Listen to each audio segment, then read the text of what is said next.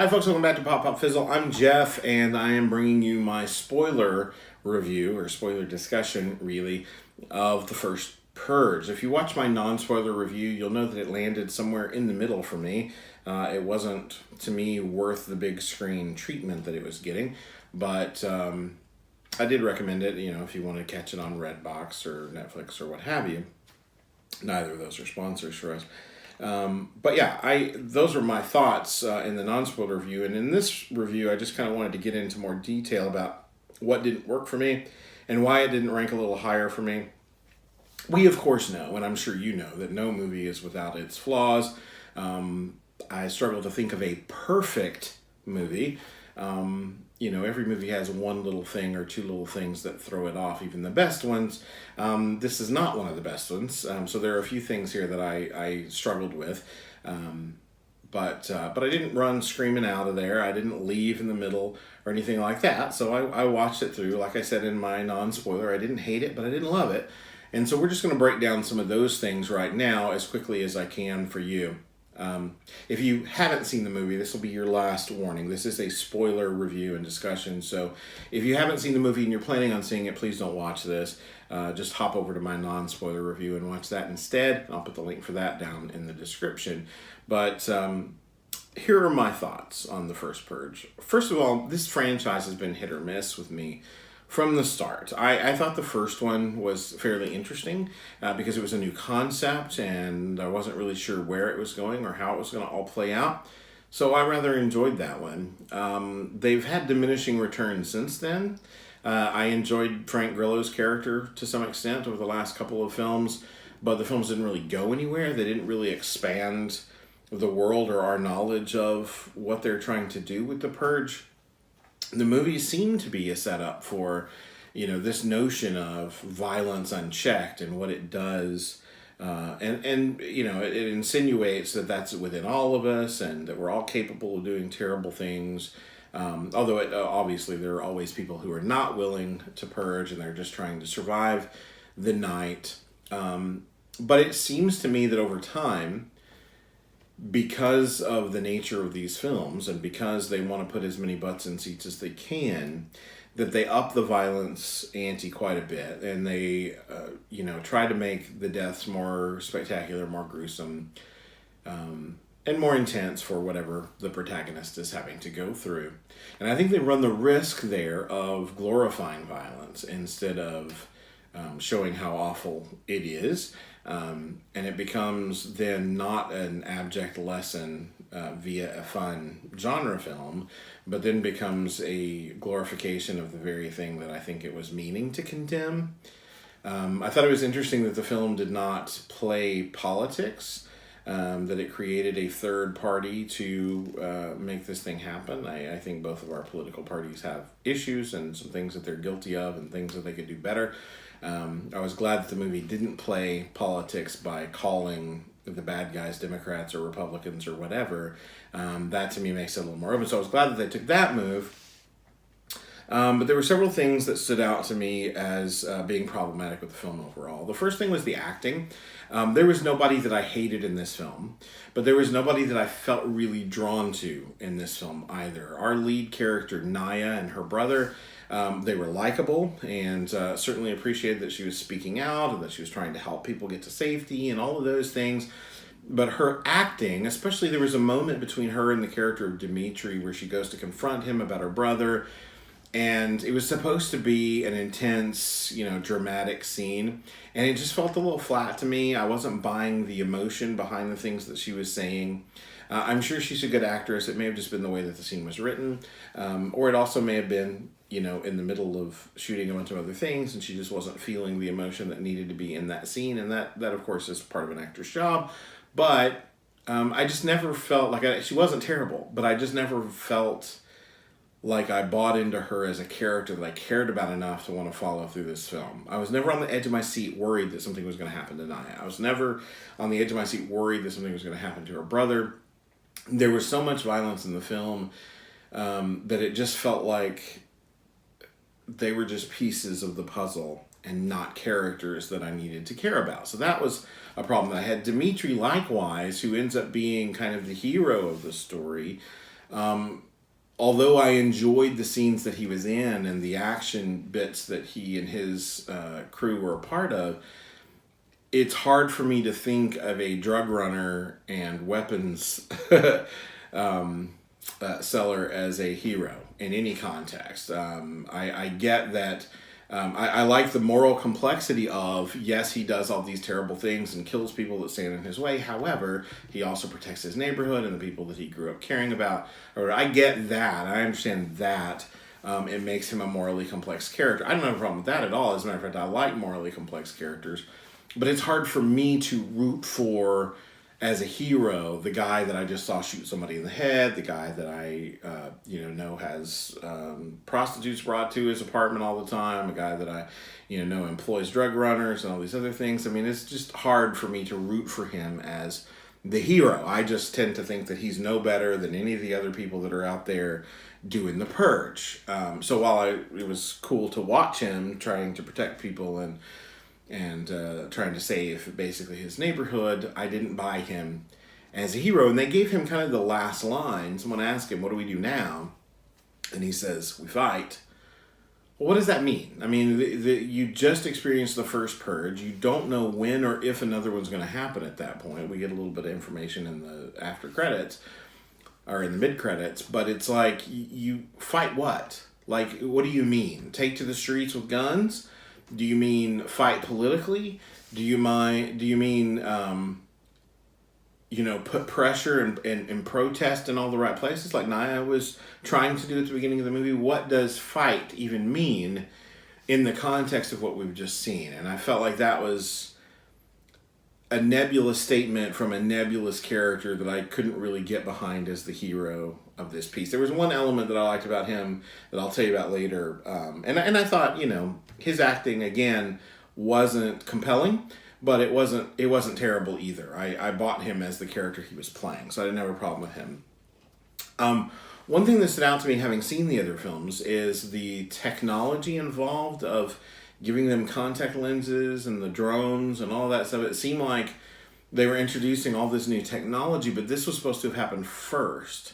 So if the Purge had been such a big event, and if they wanted people to continue thinking that it was a good idea, then you would think that the contact lens cameras and that sort of thing would have lasted into the next iteration and so on, so that when we saw that first Purge movie or the movies that followed it, that we would have seen those contact lenses and those drones and such like and those sort of things in the following movies, but we haven't. So I just thought there was an odd thing to mix into this film because it didn't really fit with what we know of the other films. There were a couple of just stupid decisions that characters made, or groups of characters even. In the film, Naya's brother walking the streets alone on the Purge, knowing the kind of things that were likely to be happening out there.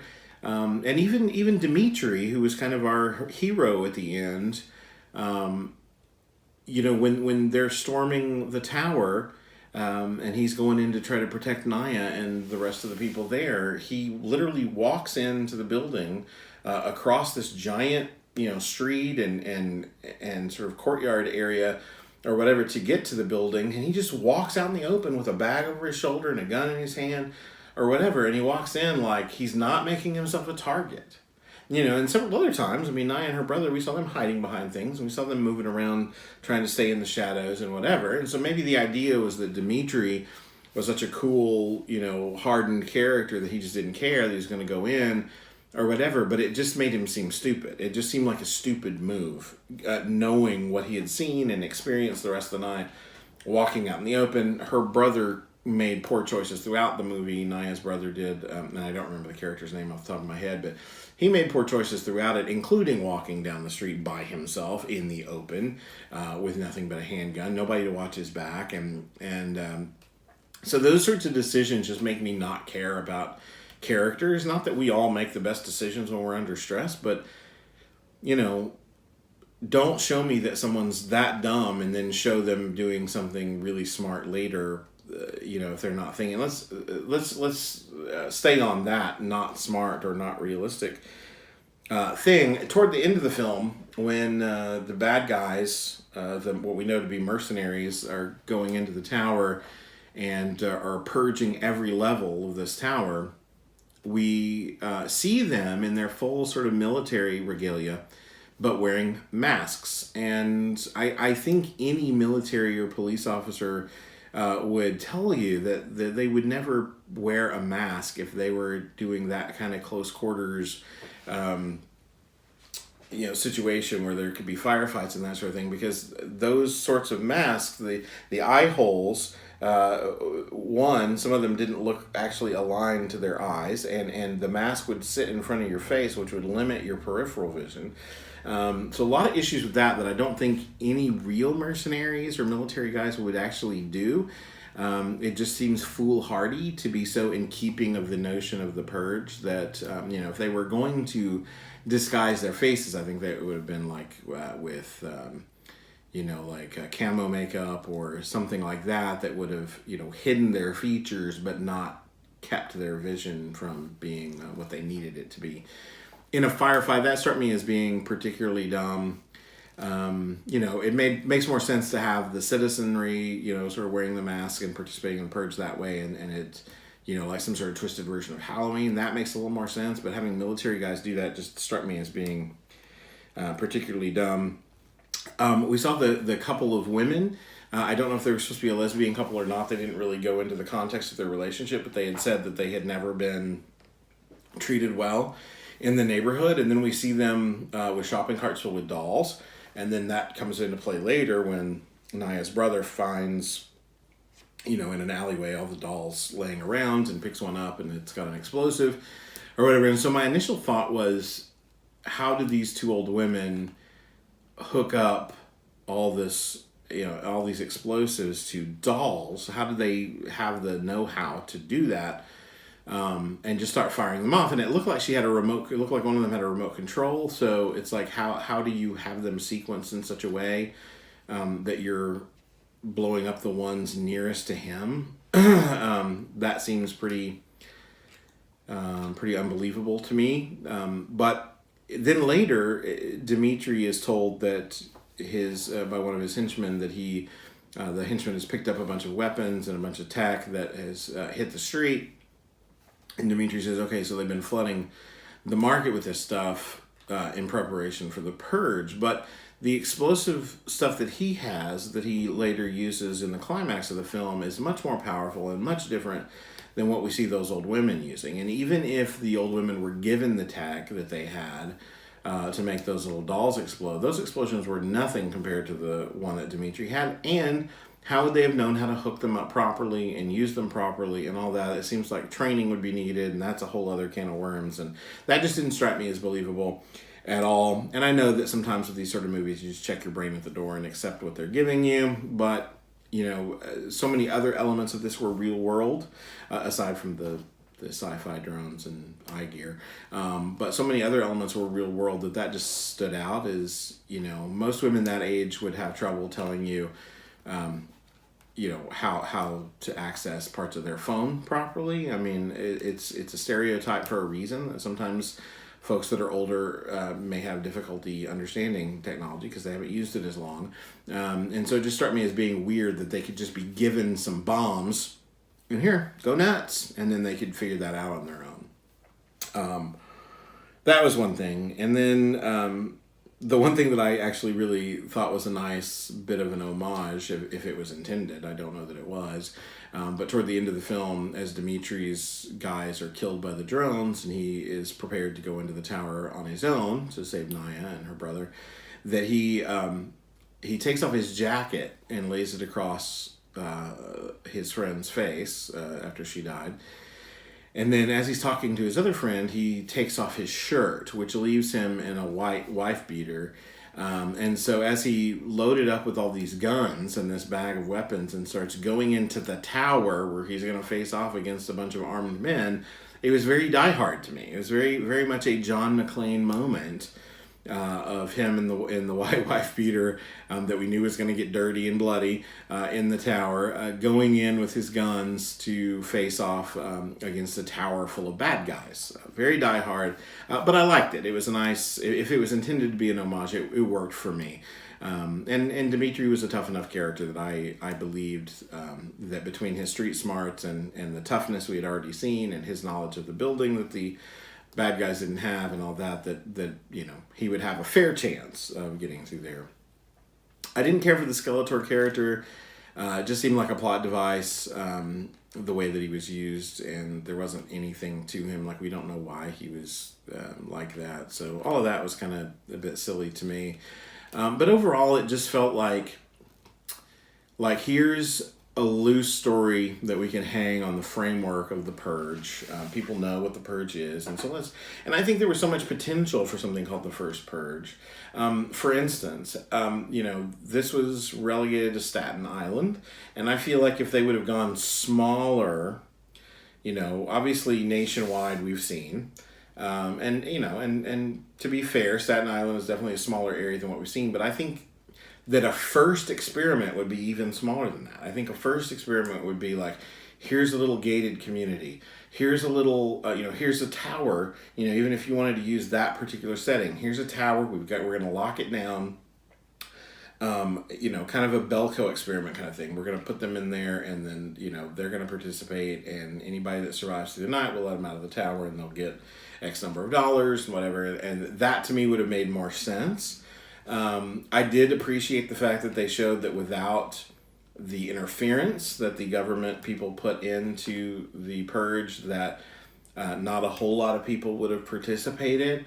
I think, it's scary to me because I think that more people would probably participate in something like that than we would imagine, especially in sort of today's climate. But and that's frightening. There was that one note that, of course they showed some guys in like the KKK hoods or whatever, and there's a whole like truck full of them and whatever. And I know that, these are mercenaries in disguise or whatever. But my first thought was, look, they rounded up all like 30 surviving KKK people and put them in the back of a truck. Like, how did they do that? They bust them in from all over the country, from all their little backwoods things where they're shouting at the air and nobody cares. And they put them in the truck or whatever. But, who cares? We saw the mercenaries as a biker gang. We saw them as crazy military guys with masks. Which was really kind of a goose-stepping Nazi sort of thing. We saw the KKK. We saw the whatever disguises. But that stood out to me. It just seemed like a lot of little pieces, a lot of elements of the story that didn't really go anywhere. We had the scenes at the church, which I felt like, other than seeing that the church was then shot up, it didn't go anywhere. If we would have known the pastor as a character, if we would have seen before they just suddenly showed us at the church with Naya, if they would have shown us her talking and saying, we're going to all do this, we're going to go to the church, and talking to the pastor and working out the details and whatever, but they just kind of threw us into these scenes that felt really kind of disconnected. It was easy to follow the overall notion of they were going from this place to that place, and this thing happened, and then this thing happened. It wasn't unwatchable, but it just wasn't compelling. There was nothing that drove us deeper into the story, and so I was just left feeling like it was a lot of wasted potential. That they could have really made something spectacular with something called the First Purge, to set up the rest of the series that would make you look at the rest of the series differently, maybe see it through a new lens. This was an opportunity to do that, and they didn't. And then midway through the credits, they interrupt the credits to show a thing for a 10-episode event of a TV series for the Purge, and I'm thinking to myself, well, they're not going to be able to show as much violence in that fashion if it's going to be on, so I think it was like TNT or something. And they, it just seems like a weird format. If it's supposed to be 12 hours of the Purge, then if they would have done like a 12-hour series and gone hour by hour, that could be one thing. It'd be a little bit 24, but I could understand it. But a 10-hour miniseries, I'm just not sure what they're going to do with that and how they're going to process the time. Are we going to see multiple nights of Purge? Are we going to go back and see stuff between the First Purge and what we saw in the very first film? who knows? I just feel like it's sort of run its course a little bit, and that's disappointing because there was definitely potential there, and some underlying lessons to sort of underline in a creative way. And I just feel like this film kind of failed to do that. So that's my reason for giving it just a pop. I mean, it's watchable. It's a good way to waste a couple of hours if you're not doing anything else, but I just don't feel like it was worth the money to go see on the big screen and to get the popcorn and the drink and all that stuff. I mean, you're talking at least $30, $35 right there. And I'm just not sure it's worth it. So if you're going to see it on video, see it on streaming, whatever, when it comes out, and don't waste your hard-earned money on it. Anyway, those are my thoughts. I'm curious what your thoughts are. If you've seen the movie, and I assume you have, or you wouldn't have watched the spoiler review, then jump down in the comments and let me know what you thought about The Purge, what you thought about its potential or any wasted potential you may have seen, and then and we can talk about that in the comments below. All right? If you like this video, please give it a thumbs up and consider subscribing to the channel. Share the video with your friends if you feel like it. And until next time, bye.